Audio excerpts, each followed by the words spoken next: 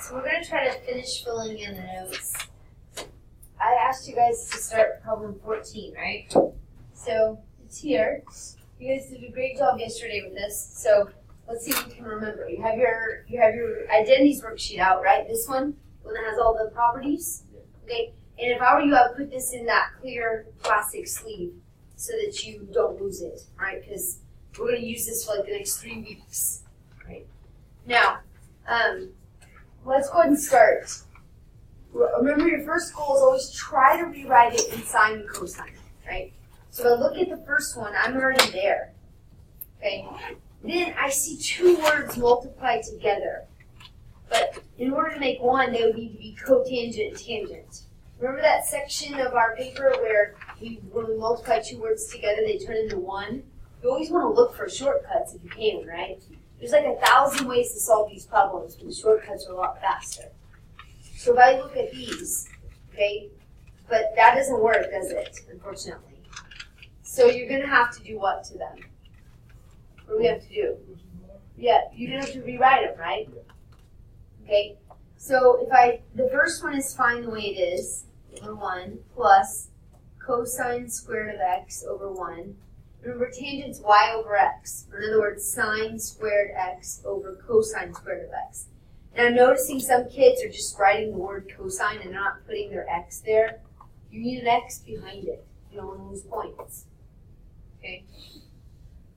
Now, we talked about this before. If I have addition in a problem and multiplication in a problem, which one do I do first?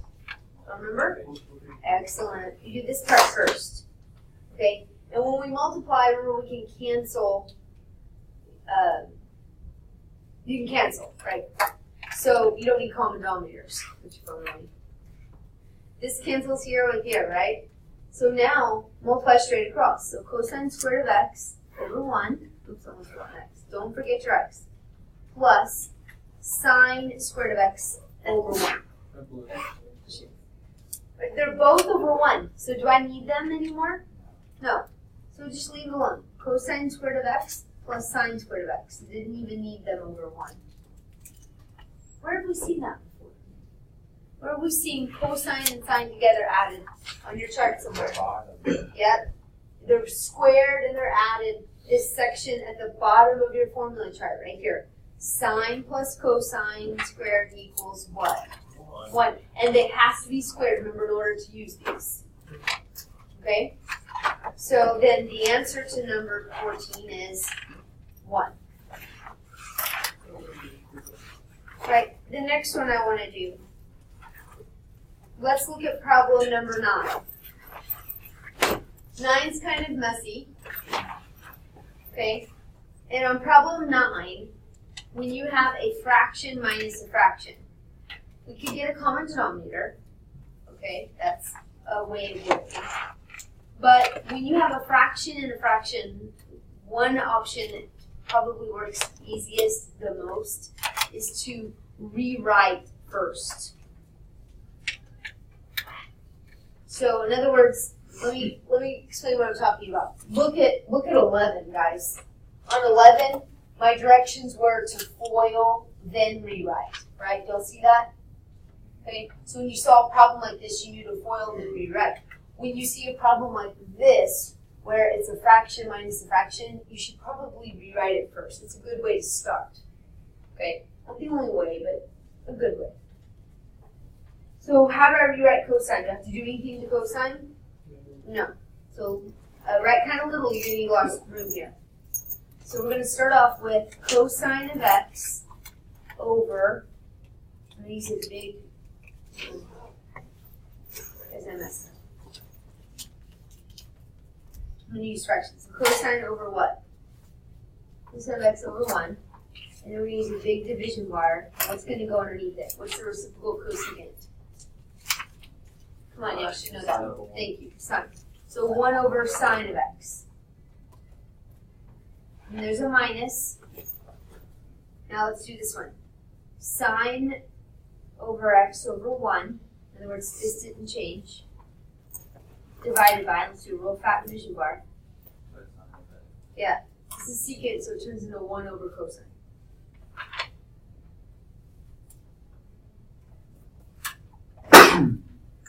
Okay, I have two giant messy fractions. What do I do when these big fractions? I'm going to take care of one and then take care of the other. Let's see what happens. How do I take care of this fraction right here? What do I do? Very good. You do the flip, right? So take care of the flip. You're just going to take this and you write yourself a note if you need to flip. This becomes sine of x over 1.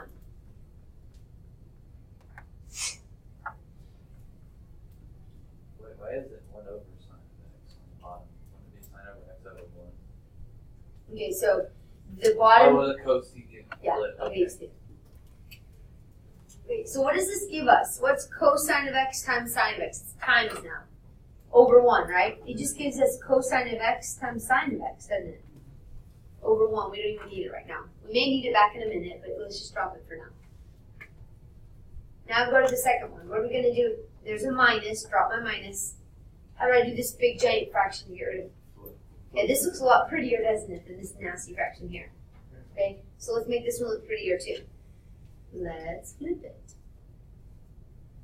Too bad they're not pancakes, right? So we're going to flip this to cosine of x over 1. Right? And now I just have to multiply fractions, so sine and cosine. Any guesses on what that answer is? I heard it. I never said that. Good. 0. Okay, how? Okay, let me show you. What if I told you 3 times 4 minus 4 times 3? Don't both of those have a value of 12? Same here. Just because the words are reversed and change the value, right? So this minus this is nothing. 0. 1. All right, go to number 10. What are we going to try? You're right. We know, hey, look, there's a cosecant and a sine. If you want to try to look on your paper here, because you're minusing two things. But what are all the minus stuff is always what, guys? Squared. Is this squared? No, so we can't use it. Okay, when you have two words minus, you want to try to look for shortcuts when you can find them. There's no shortcut. So let's just plain old rewrite. What's cosecant? 1 over sine of x minus sine, which would be sine of x over what? 1. And then, what do I have on the bottom? A big giant division bar. Make it fixed so you can tell. And on the bottom is just cosine of x over 1. Well, that didn't seem to help any. Any ideas where to go? It doesn't matter where you go. You got to go somewhere, so pick a place to go. What do you want to try to do? Okay, if I have to flip this, though, I'd have to flip it to both, right? Okay, so, right. See how nice and pretty the bottom is and how ugly the top is? I would try to make the top a little better. Okay. Right, fix the ugly first. Fix the messy first, then we'll try to flip, okay? Well, why can't we cancel? I like the train of thought there, but it's minus, right? So what do we have to do in the top? Get a common denominator. So let's get a common denominator here, which would be what? A sine and a 1. What's it going to be? Thank you, a sine. Excellent. Now look at the first fraction. This one's pretty. Did I have to do anything? No, but what do I have to do with that 1? We got to move it over there. Now I go to the second fraction. What do I need here? This is a 1 and this is a sine. So what does this fraction need? Sine. So put the word sine up here so I know what to do. So what's sine times sine? What's x times x? Sine squared. What sign do I put here? Good. What's it all divided by? Cosine of x. Okay, do you recognize anything? Look any better? Where do we get ones and squares? Where do we see those at? Right. Look at your formula chart. 1 minus sine squared. Ones and squares are here. Right? Right. 1 minus sine squared of x is cosine squared of x.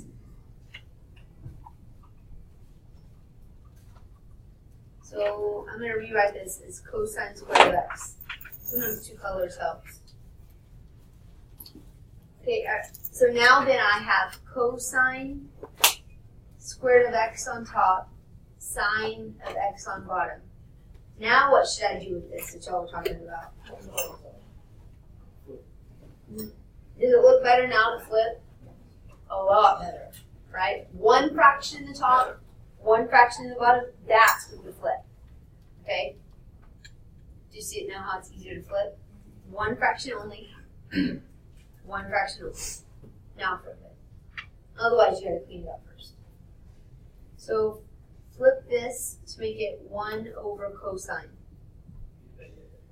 It's multiply, so does anything cancel? That's kind of hard for you to see. Okay, does anything cancel? So one of these cosines, one of these. So what's left on top?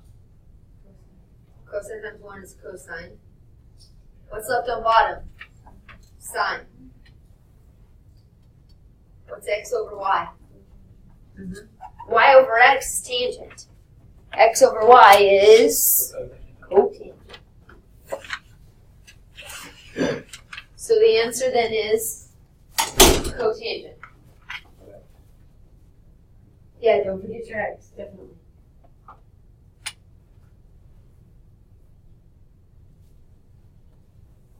So we're going to skip 12.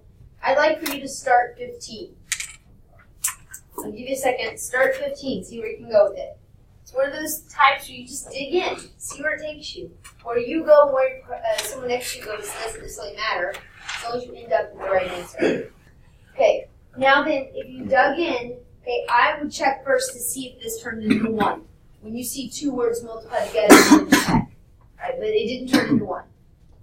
So let's rewrite. Cosine of x over 1 times cotangent. Okay, please don't write cotangent as 1 over tangent. When you're rewriting, you want to use sine and cosine. So we're going to use cosine over sine. So cosine of x over sine of x plus sine of x over 1. We've learned with order of operations, you have to take care of the multiplication first, right? So you multiply straight, well first you look at it cancel, it doesn't cancel. So you get cosine squared of x over sine of x plus sine of x over 1. Now, you have to think back to just math. What kind of problem do I have? An multiplication or an addition? An addition. How do you solve addition problems? You have to get a common denominator. Look at what you've got to work with, a sine and a 1. So my common denominator would be what? Sine. Okay, let's compare. Sine and sine are great. So you're just going to do what with the cosine squared? Drop it down. Okay. 1 and sine, does it need anything? It needs a what? It needs another sine. So sine of x times sine of x is sine squared of x.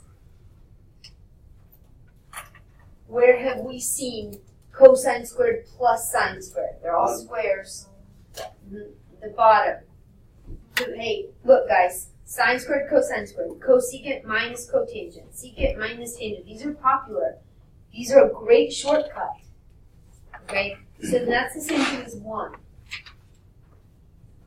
So now all I have is 1 over sine. What's the flip of sine, guys? Cosecant. You're getting it.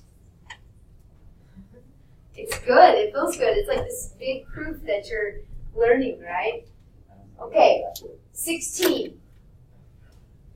Don't be scared of these, because where you go doesn't matter. That's what I guess that's the biggest leap you have to understand. Okay, as long as you don't make a mathematical mistake. Right? Now, usually we check to rewrite, but if you take a glance at this, look. Sine, cosine, cosine. Is there any rewriting to do? No. What have I taught you in problems before when you have a number outside and stuff inside? Like, for example, look at 11. What did I tell you to do first on 11? Foil. So that's my advice to you, okay? On 16, foil. Alright? So do that.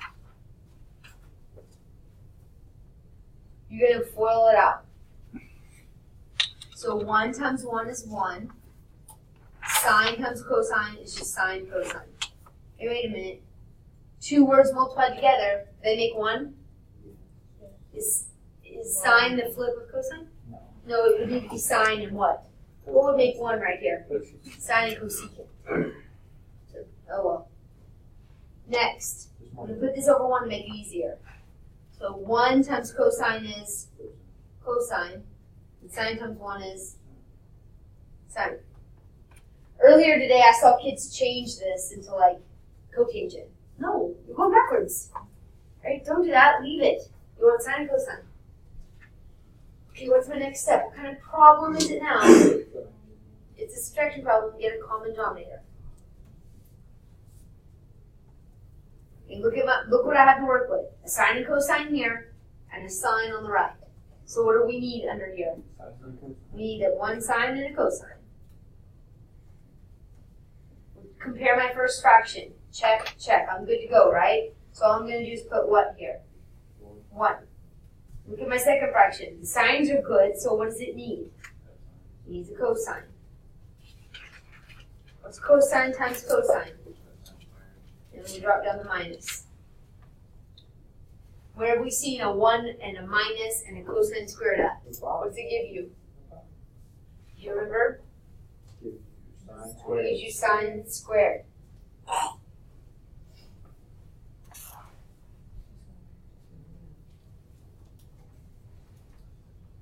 Does anything cancel?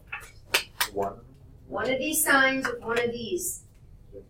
Giving me sine over cosine. What's y over x, guys? Tangent. Yay! Okay? Now get out your practice 1, which is what you got when you came in the door. Okay? We're going to start on that.